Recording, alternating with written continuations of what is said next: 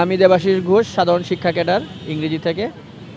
তো এখন আমি একটু ভালো ফিল করতেছি, কারণ গতকাল সকাল থেকে আমাদের আমরণ অনশন কর্মসূচি শুরু হয়েছে এবং আজকে প্রায় 25-26 ঘন্টা পর আমি খুব নার্ভাস ফিল করি, মানে শারীরিক অবস্থা খুবই বাজে হয়ে যায় এবং তখনই মানে আমাকে হসপিটালে নিয়ে যাওয়া হয়, ঢাকা মেডিকেল কলেজে নিয়ে যাওয়া হয় এবং ওইখানে ডাক্তারের পরামর্শক্রমে আমাকে স্যালাইন দেওয়া হয় এবং এই স্যালাইনের পর থেকে আমি একটু ভালো ফিল করতে পারতেছি। না, আমাদের সাথে সরকার পক্ষ থেকে বা জনপ্রশাসন মন্ত্রণালয় থেকে কেউ এখনও যোগাযোগ করে নাই এবং আমরা আশাবাদী ছিলাম যে হয়তো আজ যোগাযোগ করা হবে বা করবেন ওনাদের সদয় দৃষ্টি আমরা আকর্ষণ করেছিলাম, কিন্তু এখনও পর্যন্ত সুস্পষ্ট কোনো মানে আশা আমাদেরকে দেওয়া হয় নাই।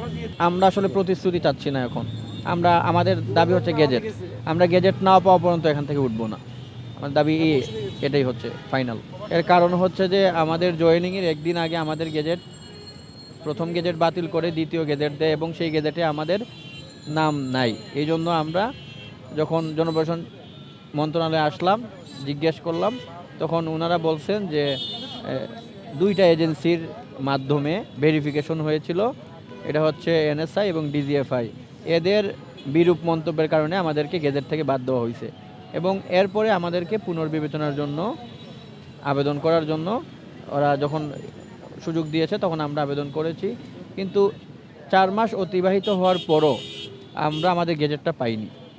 এবং আপনারা জানেন যে প্রতি বিসিএসে সাপ্লিমেন্টারি গেজেট হয়, অনেকগুলো হয়, 3টা-4টা করে হয়, কিন্তু গত 4 মাসে আমরা বিভিন্ন দপ্তর থেকে মনে করেন জনপ্রশাসন মন্ত্রণালয় থেকে আশ্বাস পাওয়ার পরও যেহেতু গেজেট পাই নাই, এখন আমাদের আসলে এই 4টা মাস ধরে আমরা মৃত্যু যন্ত্রণা ভোগ করতেছি।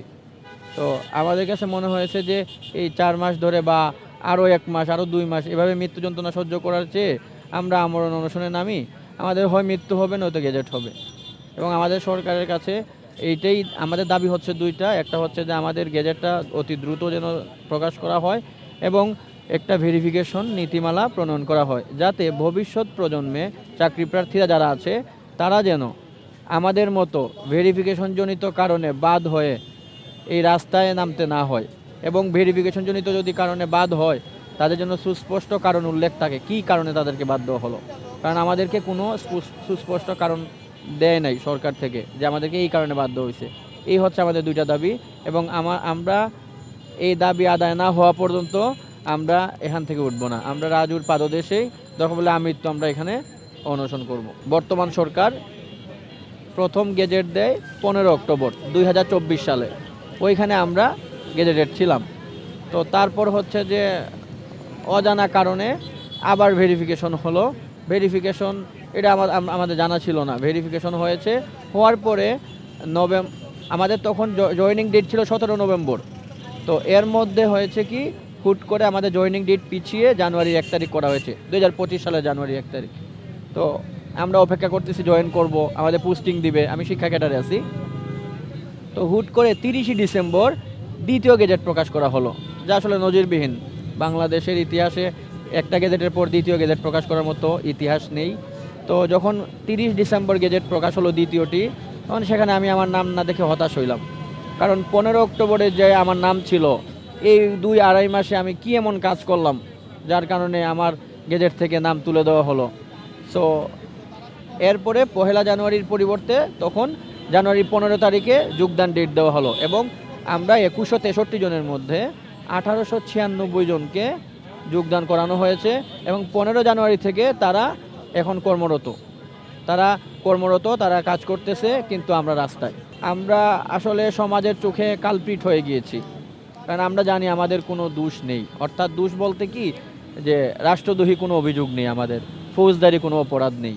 তো এই 2 অপরাধ ব্যতীত বাকি সকলেই গেজেট পাওয়ার কথা, কিন্তু এখন সমাজের মানুষ, আশেপাশের মানুষ মনে করতেছে যে আমি নিশ্চয়ই কোনো অপরাধ করেছি যার কারণে আমার গেজেটে নাম আসে নাই, কিন্তু এই বিষয়টা আমরা কিভাবে ক্লিয়ার করব? তো এইটাই যদি সরকার বলে দিত আমাদের কি কারণে বাদ দিয়েছি, তো ওইটা আমাদের জন্য সহজ হইতো। এই জন্য এর মধ্যে আপনারা হয়তো জানেন যে আমাদের গেজেট বঞ্চিতদের থেকে প্রায় 3 জন সুইসাইডের অ্যাটেম্প্ট করেছিল। তো আসলে সামাজিকভাবে আমরা এতটাই হেয় প্রতিপন্ন হচ্ছি, কোথাও মুখ দেখাতে পাচ্ছি না, মনে হয়েছে যে আমরা কোনো একটা দোষে অপরাধী। এই নিয়ে আসলে আমরা বলতে পারি না, আমরা 4 দেয়ালের মধ্যেই বন্দি জীবন কাটাচ্ছি। তো এর চেয়ে ভালো না আমরা একটা অনশনে বসলাম, আমাদের একটা এসপার উসপার হোক। আমরা চাই যে হয় গেজেট দিক সরকার, নাইলে ক্লিয়ার করুক আমাদেরকে কী কারণে বাদ দেওয়া হবে।